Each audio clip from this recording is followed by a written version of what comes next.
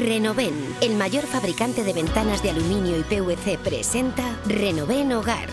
Una nueva división dedicada a la venta e instalación de todo tipo de soluciones para interior y exterior.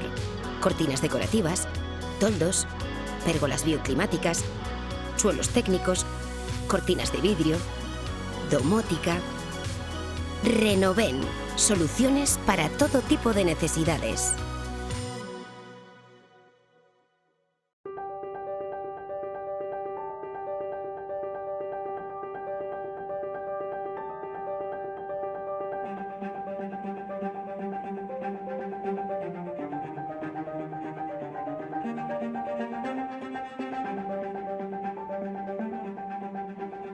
Lorenzo Silva Amador, bienvenido a este programa. Muchas gracias. Y bienvenido a este lugar con tanta historia. No hemos tenido mucho tiempo de husmear, aunque algo sí que te has atrevido a ver qué hay entre estas paredes. Y no sé si ese alma de escritor, de contador de historias, esto se lleva puesto las 24 horas del día o no. Sí, al final es que donde quiera que miras hay una historia, ¿no? Aquí tenemos unas estanterías, simplemente con perder 15 segundos y leer los lomos de media docena de libros, ya te salen no solo las historias que están en cada uno de ellos, ¿no? Sino que empiezas a imaginar, por ejemplo, la historia de quién tomó la decisión de comprar este libro cuando se comprara, ¿no?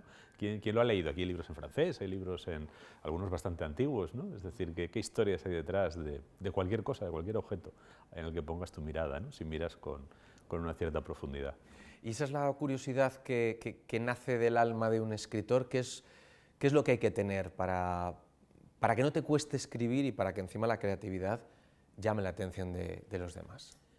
Yo creo que hay algo que es innato, hay algo que está en ti y que no pones tú y que no ha puesto nadie, que nació contigo, ¿no? Una cierta forma de estar y de ser, pero eso hay que trabajarlo, porque solo con eso no basta, solo con eso no encuentras las respuestas.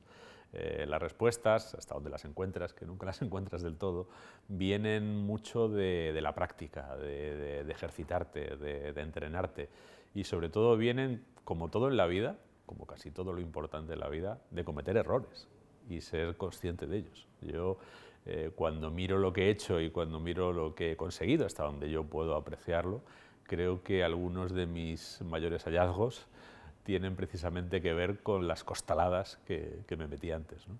O sea que no puede escribir cualquiera en el fondo. Bueno, cualquiera. Antes escribíamos cartas, ahora ya casi. Yo creo que escribir puede cualquiera, de verdad, escribir puede cualquiera. Otra cosa es dedicar su vida a la literatura. Creo que para dedicar tu vida a la literatura y para asumir los peajes, las decepciones, los riesgos, las incertidumbres enormes que tiene una vida así, o tienes una vocación muy poderosa o no merece la pena. Es mejor que hagas cualquier otra cosa.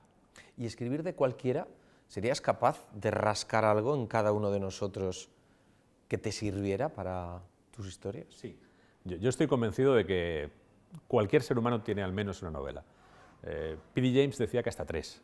Más allá de 3 hay que empezar a fijarse en otros, ¿no? Que uno puede escribir 3 novelas a partir de sí mismo y luego ya hay que mirar alrededor. Pero yo creo que cualquier persona tiene una historia, y cualquier persona tiene una historia de la que además podemos aprender algo importante para nosotros. De eso estoy convencido.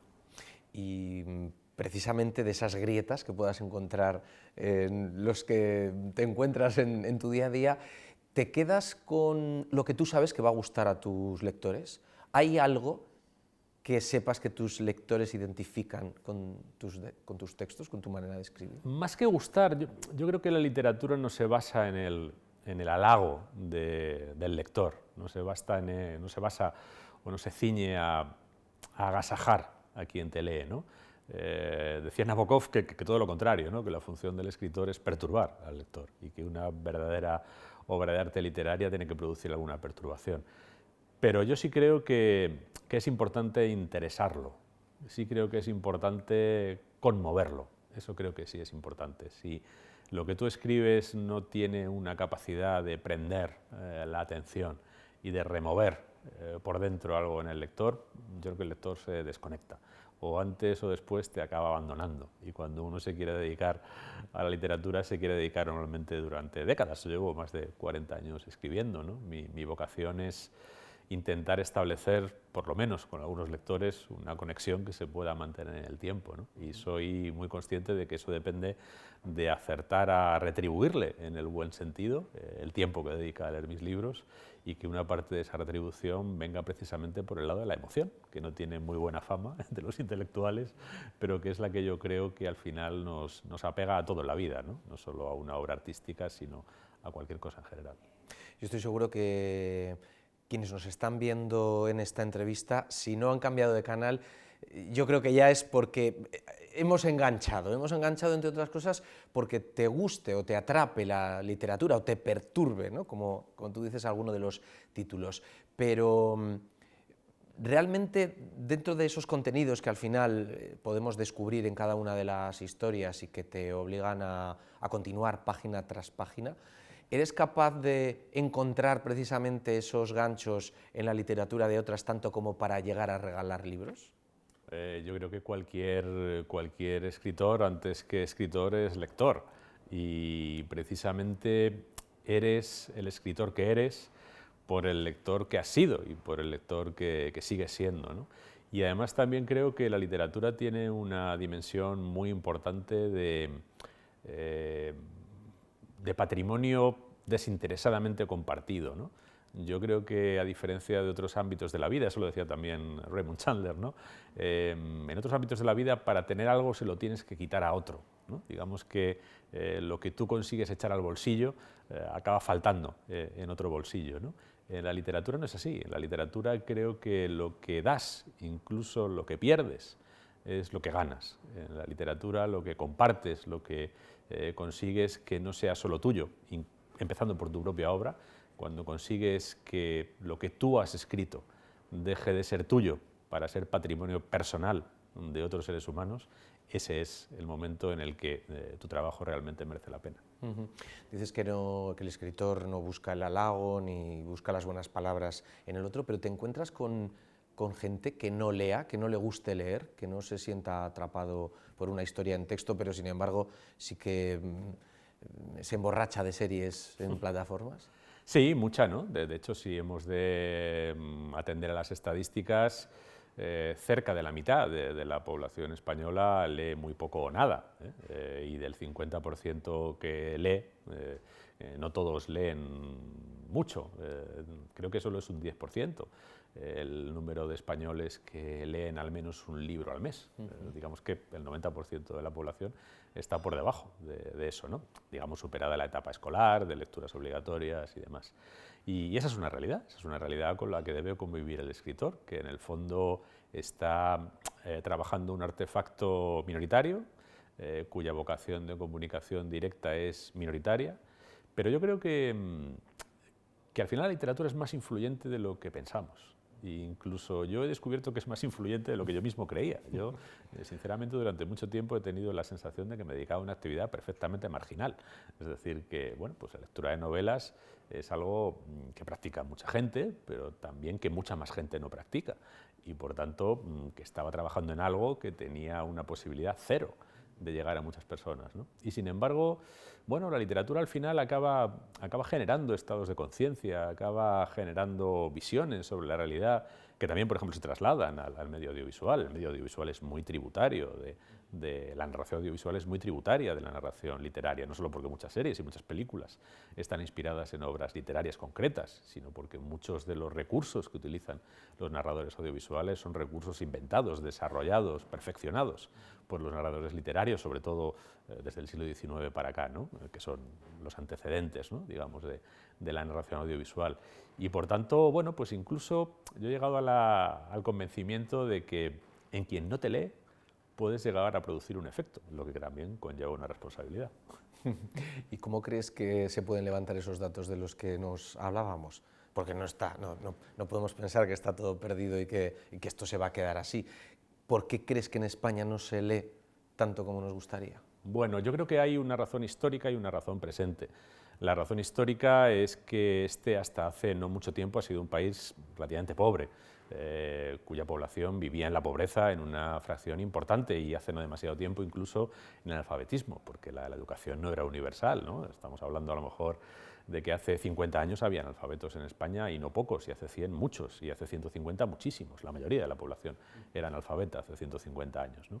Eso, bueno, pues quiere decir que hemos llegado con un poquito de retraso que también hace que nuestras infraestructuras también hayan llegado con retraso. En España ahora hay un buen tejido bibliotecario, pero por ejemplo cuando yo empecé a leer no era así.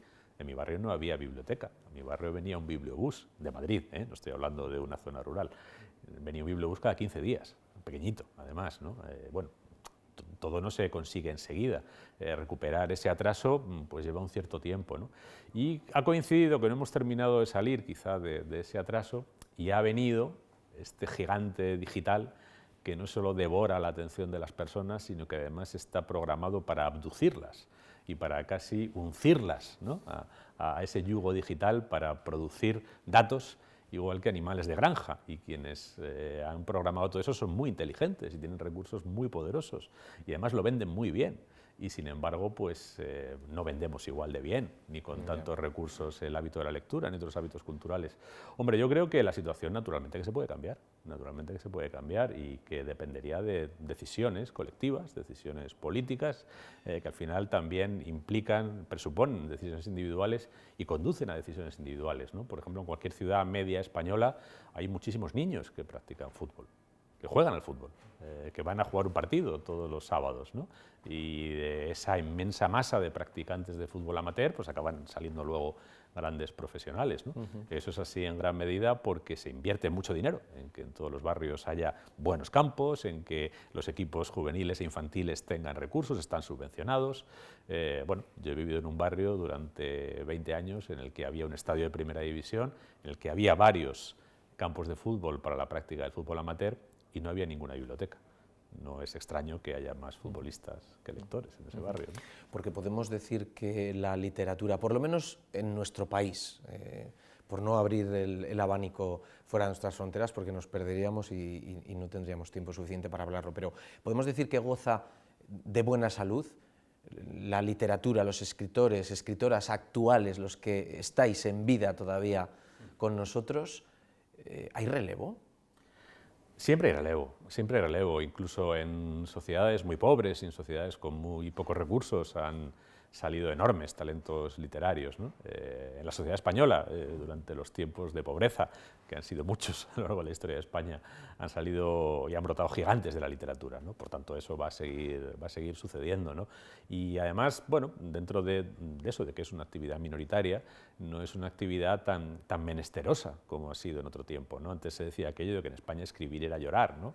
Bueno, en general sigue siéndolo, pero digamos que a un cierto número de personas hay un sistema editorial y hay un número de lectores y hay, digamos, un entorno que nos ha permitido profesionalizarlos. Yo me siento un privilegiado, yo estudié Derecho y ejercí la abogacía durante bastantes años y pensé que nunca podría vivir de la literatura, y sin embargo pues llevo 20 años dedicándome profesionalmente a la literatura porque he tenido unos editores que han confiado en mí, que han apostado por mis libros, incluso cuando no eran muy evidentes, que al principio ningún libro es muy evidente, y he encontrado unos lectores que han respondido, y también me he encontrado pues con una red de bibliotecas que funciona, me he encontrado con unos profesores que los institutos pues recomiendan lecturas y las trabajan, y todo eso a mí me ha llevado a vender libros, porque al final esto es el mercado amigo, como diría Rodrigo Rato, ¿no? Y esos libros son los que vendidos son los que me han permitido dedicarme a esto. O sea que la situación siempre es difícil para un escritor, pero digamos que existen en este momento posibilidades, al menos para algunos, ¿no? Y naturalmente que dentro de esos escritores que escriben, publican y tienen lectores, hay personas con talento de todas las generaciones, de las más antiguas que siguen en activo y de las que acaban de llegar. Y Lorenzo, ¿tienes en mente algún nombre de alguien que sea desconocido, pero que ya veas que sí, que ese relevo está garantizado, que tenemos ya algún nombre por ahí rondando? Sí, mira, hay gente muy joven que además no es que lo diga yo, ¿no? Sino que han recogido ya un cierto reconocimiento, ¿no? Y además en España, que creo que por fortuna, aunque hay quien piensa otra cosa, pero yo creo que por fortuna es un espacio cultural diverso, y en el caso de la literatura incluso puede manifestarse en diversas lenguas, ¿no? Pues no sé, por ejemplo, un fenómeno reciente es una escritora catalana que se llama Núria Bendicho, ¿no? Que con la novela publicada inicialmente en catalán, ha tenido éxito no solo en su propia tierra, sino fuera, ¿no? Nosotros, desde hace algún tiempo, yo estoy detrás de un festival de novela negra que se hace en Madrid, en Getafe, y la hemos tenido como invitada, como una de las autoras relevantes. Es una autora muy joven y que además escribe en una lengua llamada periférica, ¿no? Entre comillas. O, por ejemplo, yo este año pasado he leído a otros dos autores jóvenes, Paco Cerdá y Arturo Muñoz, que tienen dos libros que me parecen sensacionales, ¿no? Paco Cerdá tiene un libro que habla del 14 de abril, del día de la proclamación de la República, buscando historias de seres anónimos, y Arturo Muñoz tiene un libro que se llama Por un túnel de silencio, que habla de los años de plomo en Guernica, además, particularmente, ¿no? A través de la historia de guardias civiles de Guernica y de personas de Guernica que sufrieron la represión de esos guardias civiles, ¿no? Y es un tema, son dos temas muy difíciles y son dos temas históricos, además, que se supone que requieren como cierta madurez, ¿no? Y, oye, dos autores muy jóvenes los abordan de una forma brillantísima. Lorenzo, ¿por qué sigue pesándonos tanto el franquismo todavía? Bueno, porque no puede ser de otra manera. Porque no puede ser de otra manera. Yo hace unos días leía un libro del siglo XVI, el Tratado de República de Alonso de Castrillo, que es un fraile trinitario que teorizó sobre el buen gobierno en tiempos de las comunidades de Castilla, que es un tema que a mí me interesa, ¿no? Y es por lo que llegué a este personaje. Y él habla en un momento de la tiranía, y habla de la tiranía perpetua. Es el caso de Franco. Franco no solo fue una tiranía, sino una tiranía perpetua. Es decir, el tirano estaba en el lugar hasta su muerte, ¿no? Como finalmente además ocurrió. Y dice Castrillo que la tiranía perpetua no solo degrada la sociedad durante el tiempo en que se ejerce, sino que se proyecta en las generaciones venideras. Y eso es el franquismo. El franquismo es una tiranía que pesó sobre la sociedad española, sobre toda la sociedad española por igual, que a veces hay quien se reclama más víctima del franquismo, es decir, el franquismo denegó la libertad y denegó la dignidad a todos los españoles y a todos por igual, no a unos más que otros, y esa degradación lamentablemente se proyectó en el tiempo. Yo recuerdo algo que a mí me comentó un antiguo miembro de ETA y que me dejó pensando, es un tema que me interesa además y al que he dedicado varios libros, ¿no? Porque me parece que da en el clavo de esto que decía en el siglo XVI, ese fraile trinitario, ¿no? Él decía que ETA era un hijo bastardo de Franco, que si había sido posible un terrorismo que se mantuviera activo durante varias décadas, después del acceso a un régimen de libertades y a un Estado de Derecho, bueno, perfecto no, porque no hay ninguno, pero más o menos homologable con los de nuestro entorno, era porque se había amamantado con el franquismo, porque había extraído del franquismo no solo una dosis importante de legitimidad, sino también buena parte del respaldo exterior e interior con el que contó durante tanto tiempo. Y me parece que es un análisis bastante certero y que tiene que ver con que, bueno, estos episodios, sobre todo cuando se prolongan tanto en el tiempo, no son tan fáciles de superar. ¿Y por qué nos está costando tanto escribir y escribir bien la historia reciente de nuestro país? Yo creo que porque hay un pensamiento que está en muchas cabezas y que yo creo que, por ejemplo, a efectos de la literatura es muy contraproducente, ¿no? Que es no nos metamos en líos. No nos metamos en líos. A ver, si yo escribo una historia sobre dos chicos jóvenes que se enamoran en un sitio de playa y son felices o no, y tal, no pasa nada. Si yo me invento una historia escabrosísima sobre un asesino en serie que tortura, descuartiza, mata niños y demás, pero no es reconocible con nada, no piso ningún callo y no me pasa nada. Si hablo de algo que tiene que ver con algo que concierne gravemente a alguien, ya empezaré a tener problemas, ya empezarán a buscarme las vueltas, ya seré censurado, ya seré cancelado, hipotéticamente. Vamos, yo me he visto cancelado. Yo, por entrar en ciertos temas, he recibido mensajes directos de cancelación. A mí me han dicho, bueno, de manera directa, profesores que ponían mis libros, que por haber tenido yo determinado pronunciamiento con el que no estaban de acuerdo, dejaban de poner mis libros como lectura. Esto no me lo invento, esto no es una fantasía que he tenido, esto me ha pasado y lo puedo demostrar. Y simplemente porque esas personas no estaban de acuerdo con alguno de mis planteamientos o porque había entrado en temas que eran sensibles para ellos y no precisamente dando la versión o la visión que ellos comparten de manera absolutamente innegociable. Por tanto, te puede costar lectores, claro que sí.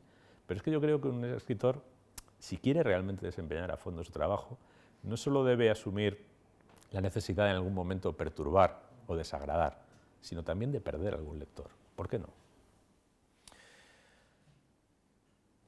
En el mundo de la comunicación eso también pasa. Al final, cuando tratas de abordar temas como pueda ser el que acabas de citar, ¿no? el de ETA, el cómo se cuentan las cosas, pues te puede granjear unas cosas precisamente u otras. En automático, además. ¿Y crees que vamos a ser capaces de escribir la historia de ETA bien? Bueno, estamos empezando a hacerlo, de una manera yo creo que parcial, de una manera tímida. Creo que la literatura ha hecho más desde... Además, tengamos claro que una historia como esa, al final, no la va a poder contar nadie por sí solo.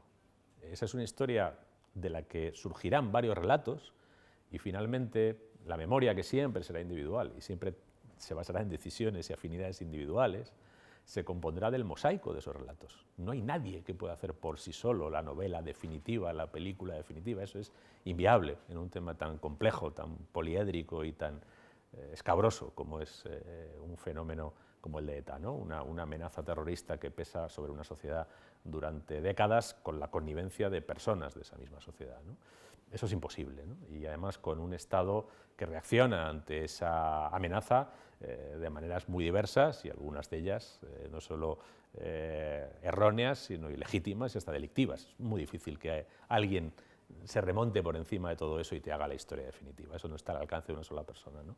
Pero creo que desde ambos lados, ¿no? Desde ambas sensibilidades o desde las múltiples sensibilidades, la literatura sí está avanzando en indagar, en calar un poco, ¿no? en esa historia y en tratar de extraer, ya digo, por ejemplo, este libro de Arturo Muñoz, que es un autor muy joven, lo hace muy bien y además lo hace escuchando tanto a los guardias civiles que estaban en Guernica en el año 74, rodeados y viviendo como apestados en mitad del pueblo, y de la población de Guernica, que a su vez veía a esos guardias civiles como seres siniestros y como ocupantes, ¿no? Así que la literatura sí está avanzando. Yo no creo que el audiovisual lo esté haciendo tanto. Creo que ni se han hecho películas ni series que aborden de verdad y con un cierto ánimo integral el asunto, ¿no? Siempre se buscan ángulos parciales y hasta cierto punto cómodos, ¿eh? En esta historia no hay nada cómodo, ¿eh? No hay nada cómodo, pero hay cosas más cómodas que otras, ¿eh? Es más cómodo, por ejemplo, siendo una película notable y apreciable en todos los sentidos, hablar de un terrorista que se arrepiente y va a buscar a la viuda de su víctima, y esa es una historia, en el fondo, amable, es una historia alentadora, ¿no? No es tan fácil hablar de quienes no se han arrepentido, de quienes siguen creyendo que hicieron bien matando a personas a traición o incluso quitándole la vida a niños. Y sin embargo, a lo mejor hay que contar esas cosas. Y también hay que contar por qué ya no lo hacen, ¿no? Es decir, porque yo creo que también falta un poco de relato de dónde viene el terrorismo de ETA y por qué cesa. A veces tú ves algunas ficciones audiovisuales sobre ETA y parece que ETA hubiera venido en un platillo volante y luego se hubiera ido en un platillo volante otra vez. No fue así. Vino por algo y desapareció por algo. La venida es compleja y la marcha también. Nadie por delante es un libro sobre la guerra precisamente en tiempos de guerra. ¿La velocidad a la que vivimos provoca también este problema en el relato? Es decir, yo no sé si ahora salimos aquí a la calle, a la Plaza del Castillo, estamos en el casino, y le preguntamos a la gente si la guerra en Ucrania ha terminado o no. ¿Tú crees que todos nos responderían lo mismo? No. Y mira, lo que habla Nadie por delante, que es básicamente, aunque tiene un prólogo en esa historia un poco, si quieres, folclórica, ¿no? Que fue el asalto al islote Perejil. Pero oye, fue un episodio folclórico con gente armada Así empiezan las guerras, ¿no? Que pudo acabar con muertos, ¿eh? Y pudo acabar con una confrontación seria, ¿no? Afortunadamente no los hubo. Pero vamos, básicamente se centra en Irak y en Afganistán, ¿no? Y mientras yo escribía ese libro, que está basado en testimonios de personas que estuvieron allí, yo he tenido momentos de verdadero estupor. O sea, por ejemplo, hay un episodio, son 6 episodios los que forman el libro, ¿no? Y hay un episodio que es la labor que hicieron militares españoles en primera línea en la erradicación de los últimos reductos del Daesh en la zona occidental de Irak. Allí hubo soldados españoles en primera línea, tomando esas ciudades de las que había que ir desalojando al Daesh a tiro limpio. Y además recibiendo drones suicidas, coches suicidas, niños cargados de explosivos que les llegaban a enviar. Bueno, mientras todo eso estaba sucediendo, mientras los HIMARS, estos que ahora sabemos de la guerra de Ucrania, bombardeaban esas ciudades para que pudieran entrar las tropas que intentaban liberarlas del Daesh, en España no nos enterábamos de nada.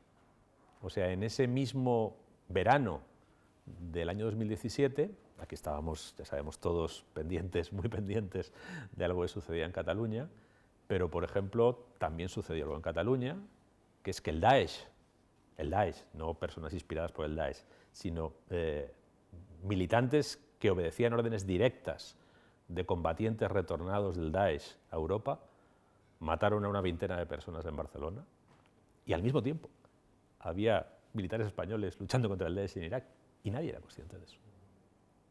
Nadie era consciente de eso, ningún medio estaba informando de eso. Cuando yo, no, a mí esto me lo contaron quienes estuvieron allí, pero cuando me metí a rastrear la huella que había, uno entraba en los periódicos iraquíes de ese momento, que los hay en inglés, es decir, que no es que haya que saber árabe, y uno veía cómo estaban contando todo esto, cómo estaban contando las operaciones esas de las que en España no se daba noticia, cuando en España se era perfectamente consciente de que había militares españoles en Irak y solo había que unir la línea de puntos. No era muy complicado pensar que podían estar implicados en esas operaciones y no era complicado haberse plantado delante del ministerio para decir, oiga, ¿tenemos algo que ver con estas operaciones? Nada de nada, estábamos en apagón total. No sé si este dicho de la historia, cuando la realidad supera la ficción, pues aquí también puede pasar lo mismo. Tenemos que terminar, pero no quiero pasar por encima, lo tenemos que hacer, pero estás en Pamplona porque has participado en el Pamplona Negra, 6 días de intrigas, 6 días rodeado de crímenes, de psicópatas. ¿Por qué nos enganchan estos temas? Bueno, es una buena pregunta. Yo soy una persona muy poco morbosa, es decir, yo no me he acercado al género negro porque me atraiga lo truculento, todo lo contrario, ¿no? Yo incluso tengo cierto reparo hacia la truculencia y la procuro evitar en mis narraciones, ¿no? Pero es indudable que el lado oscuro, que en el fondo tiene que ver con algo que todos tenemos, porque todos compartimos la condición humana, siempre ejerce esa fascinación, ¿no? Y yo creo que la novela policíaca ha acertado a conectar con esa fascinación al tiempo que hacía otras muchas cosas, ¿no? Que yo creo que son las que al final dan sentido a festivales como Pamplona Negra, que además creo que es un ejemplo, ¿no? Es un ejemplo de gestión cultural y de cómo se construye también ciudad, no solo haciendo polideportivos, sino con activos intangibles, ¿no? Como es un festival cultural, porque al final no solo hablas de ese lado oscuro, también hablas de la dimensión moral del crimen, de la dimensión moral de la persecución del crimen y de cómo las sociedades, en el fondo, se retratan por sus criminales y por la respuesta que dan a sus criminales. Digamos que determinada criminalidad aparece en unas sociedades y no en otras por unas razones, y también la respuesta que se da a esa criminalidad retrata a la sociedad en la que se produce. Pues gracias por hacernos disfrutar tanto en tus novelas, en tus textos, y me ha gustado, francamente, esto de generar perturbación, ¿no? No quedarnos con esa parte, bueno, que nos lleve por lo menos a la reflexión, que no nos meta en un mundo más oscuro que el que ya vivimos. Sí, Lorenzo. Nabokov o Nabokov. Muchísimas gracias. Gracias. Que vaya muy bien.